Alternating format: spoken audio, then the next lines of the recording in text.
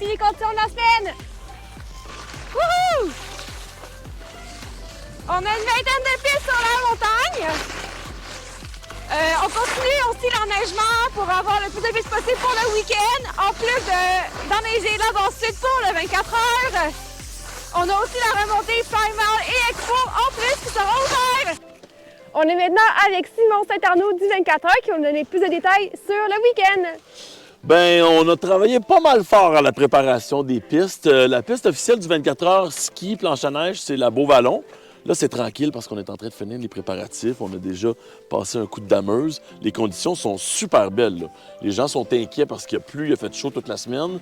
Mais ici, au sommet de la montagne, il fait toujours plus. Wow! La capacité du système d'enneigement à Tremblant, c'est juste phénoménal, la quantité de neige qu'on peut produire en peu de temps. Donc même d'ici au week-end, les conditions vont continuer de s'améliorer.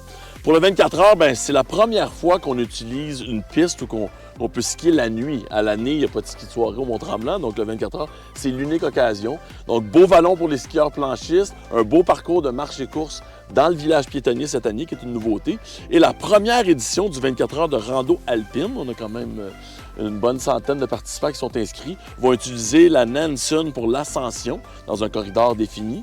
Puis ça, c'est un bon défi là, parce que ça va leur prendre tout près de 2 heures faire la montée et ensuite, ils vont rejoindre les skieurs pour faire leur descente. 4365 participants inscrits à cette édition record. Alors, on vous invite à venir profiter des belles conditions et profiter de l'ambiance. Le 24 heures, c'est 72 heures de fête.